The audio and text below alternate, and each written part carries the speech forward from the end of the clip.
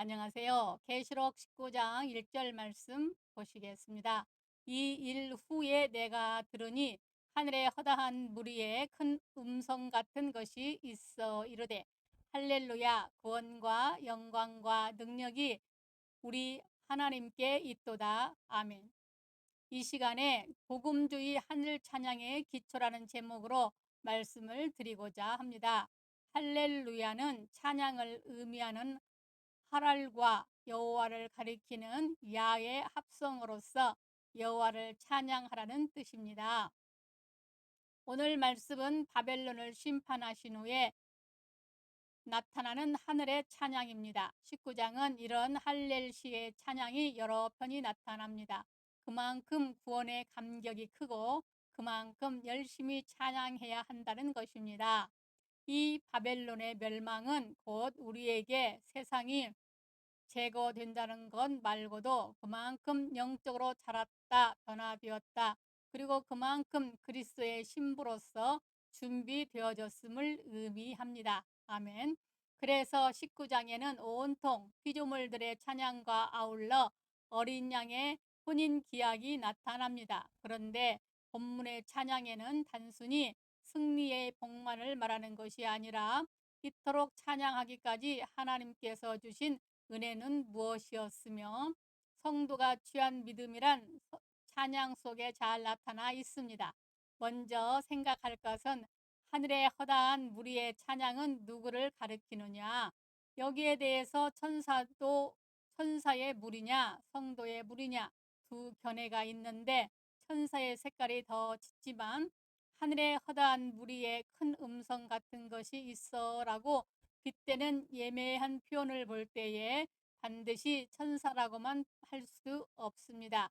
성경에서 허다한 무리는 대체로 천군과 천사의 수요에 돌려진 낱말입니다. 누가복음 2장 13절에 호련히 수많은 천군이 그 천사들과 함께 하나님을 찬송하여 이르되 했을 때, 여기 수많은 개역 성경에서 허다한이로 번역되었습니다.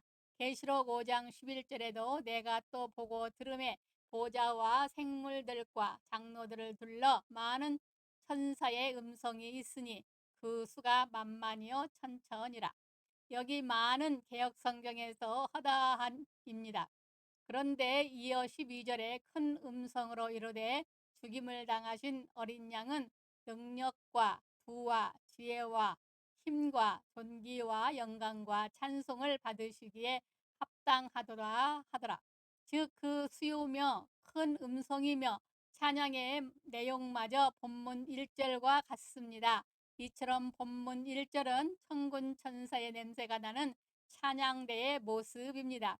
그런데 하늘에 허다한 무리의 큰 음성 같은 것이 있어 큰 음성 같은 것, 천사의 찬양을 서술하는 것으로서 애매한 표현입니다. 즉 빗대고 있는 표현입니다. 그러니까 정확한 해석은 하늘의 찬양대인 천사와 같은 어떤 무리의 찬양대를 가리킵니다. 즉 이 찬양대는 복음의 선 완전한 성도의 찬양대를 암시하고 있는 것입니다. 거기다가 할렐루야와 구원과 영광과 능력이 우리 하나님께 있도다.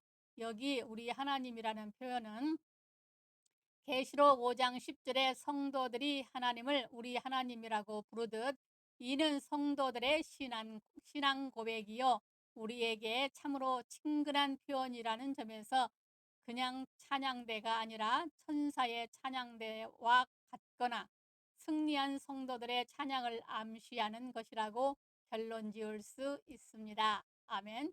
좀 더 덧붙인다면 10절에 천사가 말하기를 나는 너와 및 예수의 증언을 받고 내 형제들과 같이 된 종이니 삼가 그러하지 말고 오직 하나님 아버지께 경배라 했듯, 넓은 의미에서 성도도 사역적 측면에서는 천사에 속하기 때문입니다.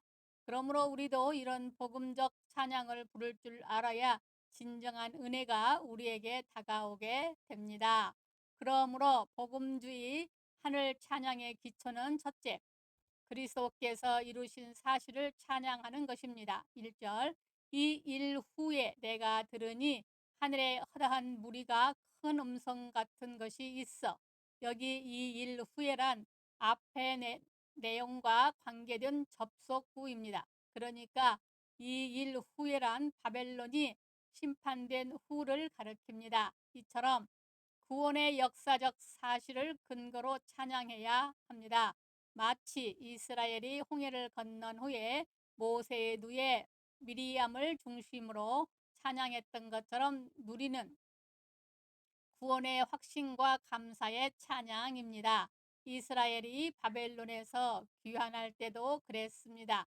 그래서 시편 126편 1절로 2절에 여호와께서 시온의 포로를 돌리실 때에 우리가 꿈꾸는 것 같았도다. 그때에 우리 입에는 웃음이 가득하고 우리 혀에는 찬양이 잦았도다 했습니다.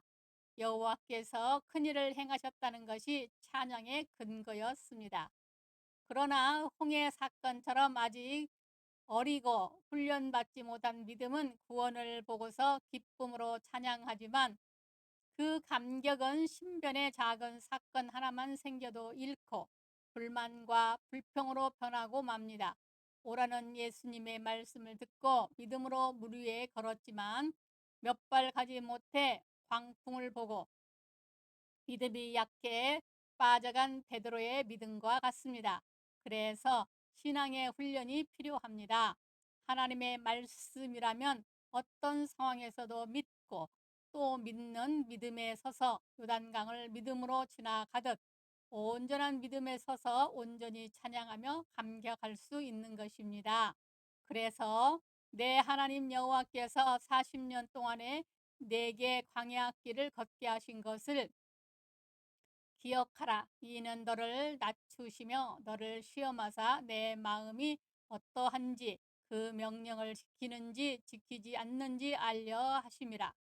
너를 낮추시며 너를 줄이게 하시며 또 너도 알지 못하며 내 조상들도 알지 못하던 만나를 내게 먹이는 것은 사람이 떡으로만 사는 것이 아니요 여호와의 입에서 나오는 모든 말씀으로 사는 줄을 내게 알게 하려 하심이라. 아멘.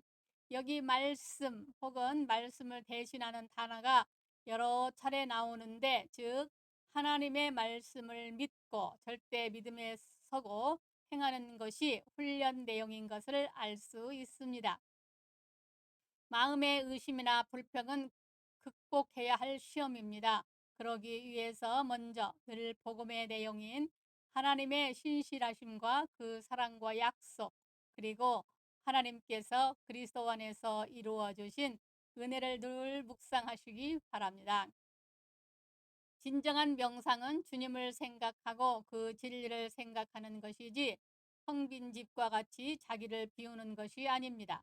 텅빈 집에 그보다 악한 7 귀신이 와서 거하듯 이교도의 명상을 함부로 도입하면 귀신 들립니다. 프랜시스처럼 주님을 알기 원하여 생각하고 바라보고 기도하는 그런 명상을 하시기 바랍니다. 그런데 그 은혜를 경험했던 하지 못했던 이것은 분명한 역사적 사실이므로 늘 감격스러워하며 찬양하시기 바랍니다. 베드로전서 1장 8절로 9절 예수를 너희가 보지 못하였으나 사랑하는도다.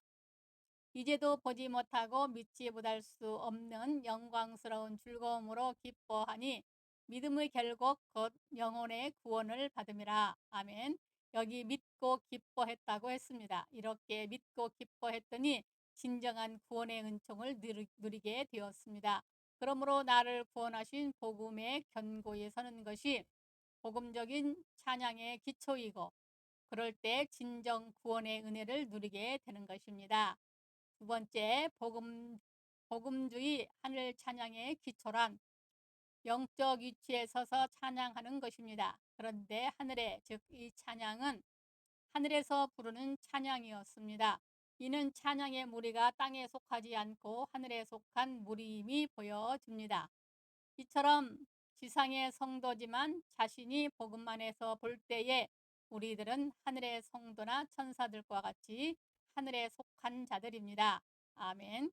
그래서 에베소서 2장 6절에 또 함께 일으키사 그리스도 예수 안에서 함께 하늘에 앉히시니 했고, 골로새서 3장 2절로 3절에도 위의 것을 생각하고 땅의 것을 생각하지 말라. 이는 너희가 죽었고 너희 생명이 그리스도와 함께 하나님 안에 감추어졌음이라 했습니다. 지금 하나님 우편에 계신 예수 안에 포함되어 있는 것입니다. 예수 안에서 볼 때 우리는 지상에 살지만 땅에 속하지 않고 하늘에 속한 자입니다. 성령 받아 아직 누리지 못했어도 그는 예수 안에서 이미 하늘에 속한 자입니다. 이 사실은 우리에게 감격을 줍니다. 이 기초에 끝까지 서서 찬양하시기 바랍니다. 그때 하늘의 영광이 비춰오기 시작합니다. 그래서 앞으로 복음 작곡가들이 복음적인 찬양을 더 많이 만들기를 바랍니다. 그러기 위해 하나님의 사랑과 복음의 진리를 충분히 이해하고 감격해야 합니다. 이 복음만 충분히 이해해도 이 영적 위치에서 그 감격이 주체할 수 없이 다가오게 됩니다. 그러므로 말씀 충만하고 성령 충만하시기 바랍니다. 세 번째, 복음주의 하늘 찬양은 마음을 다하는 찬양입니다. 그리고 허다한 즉 하늘의 허다한 무리의 찬양이었습니다. 허다한이란 셀 수 없이 많다는 것입니다. 이 수요적 표현은 성도의 연합적인 찬양일 수도 있지만 좁게는 마음을 다한 찬양에 대한 비유적 설명일 수도 있습니다. 다윗의 예후로 임하신 예수님이 우리 안에 계십니다. 아멘. 이 왕국의 백성들이 추종은 필수입니다. 그런데 마음은 나라의 백성과 같아서 일심으로 따를 수도 있고 관심 없이 제 곳으로 흩어져 버릴 수도 있습니다.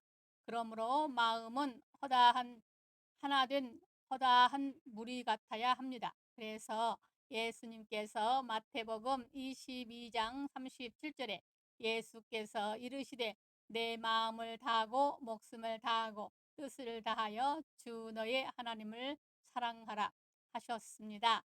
마음을 다할 때 주에서의 실제적 구원과 하늘의 영광이 우리에게 다가옵니다. 그래서 시편 50편 23편에 감사로 제사를 드리는 자가 나를 영화롭게 하나니 그를 행위를 옳게 하는 자에게 내가 하나님의 구원을 보이리라 했습니다. 그러나 어려운 율법적 주문을 말하는 것이 아닙니다. 주님의 사랑을 안다면 마음을 다하는 찬양은 자연스럽게 나올 수밖에 없습니다. 아멘. 네 번째, 복음주의 하늘 찬양의 기초는 확신에 찬 찬양입니다. 그런데 하늘의 허다한 무리의 큰 음성 같았습니다. 여기 큰 음성을 단지 데시벨로만 이해한다면 계시록 해석자로서 자격이 없습니다. 큰 음성은 수요의 많음도 있지만 그보다 큰 은혜에 대한 큰 화답입니다. 시편에서 셀라의 의미입니다. 셀라란 시편에 많이 기록되어 있는데 음악의 한 부호입니다. 즉 셀라가 나오면 목소리를 높여라 하는 표시입니다. 다른 문장은 보통으로 읽어가도 되지만 셀라가 붙은 글은 크게 읽어야 합니다. 그 의미는 앞문장에 그렇습니다. 그 말씀이 합당하십니다. 맞습니다라는 뜻으로 동의 혹은 화합하는 아멘과 흡사한 것입니다. 이렇게 복음을 안 자는 확신에 차고 감격적일 수밖에 없습니다.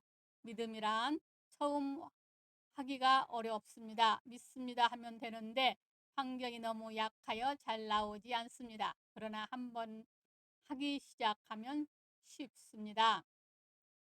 그리고 더 큰 환경에서도 바울과 신라처럼 찬송하게 됩니다. 그것은 내가 믿는 하나님이 어떤 분이신 것을 믿기 때문입니다. 이런 말씀을 반복하는 것은 여러분에게 간접 훈련을 시키기 위함입니다. 복음주의 하늘 찬양의 기초는 하나님께 영광 돌리는 것입니다. 할렐루야. 구원과 영광과 능력이 우리 하나님께 있도다. 아멘. 할렐루야란 여호와를 찬양하라는 의미입니다. 본문 19장에 할렐시가 3편이나 나오는데 할렐시란 할렐루야로 시작되거나 마치거나 전후가 할렐루야로 되어 있는 시로서 시편에 많이 나타납니다. 특히 전후의 할렐루야로 나타난 시들은 온전한 감격의 영광을 나타냅니다. 그런데 신약에서 본문에만 있는 세 편의 할렐 시 중 첫째가 전후의 할렐루야가 있는 할렐시입니다. 세 편에 꼭 의미를 부여한다면 삼위 안전수이듯 온전히 영광 돌림입니다. 그러니까 바벨론에서의 구원이 얼마나 감격적이고 복되며 수건적인 일이었던가 보여줍니다. 즉 우리를 위한 이 모든 구원과 영광과 능력은 하나님의 은혜였지 내 공로가 아니었다는 것입니다. 안타까운 것은 많은 찬양들이 자기 위안과 즐거움의 도취로 잘못되고 있다는 것입니다. 하나님께 영광을 돌리면 은혜가 다가오지만 은혜 받기 위한 찬양이 되면 영광도 은혜도 떠나갑니다. 사랑하는 여러분, 하나님께 은혜를 주심으로 우리를 하나님의 하늘 찬양대로 삼아 주셨습니다. 진실로 하나님의 사랑을 아는 자라면 찬송은 감격적일 수밖에 없고 마땅히 저절로 나올 수밖에 없습니다. 아멘. 이런 생소한 말씀이 아닙니다. 성경 말씀하는 진정한 예배 이론대로 실행할 때 하나님께서 영광 돌리고 은혜가 임하지 않을 수 없습니다. 그러므로 말씀에 서서 하나님의 사랑과 그리스도의 은혜와 성령의 임재하심을 깊이 묵상하고 그 진리에 서서 노래하고 영광 돌리며 그 모든 은혜를 받아 누리는 하늘의 찬양대들이 다 되시기 바랍니다. 생명의 말씀을 들으시느라 수고하셨습니다. 우리 주 예수 그리스도의 이름으로 축복합니다. 하나님 아버지, 말씀을 듣는 아버지의 자녀들에게 복 주시옵소서. 아멘.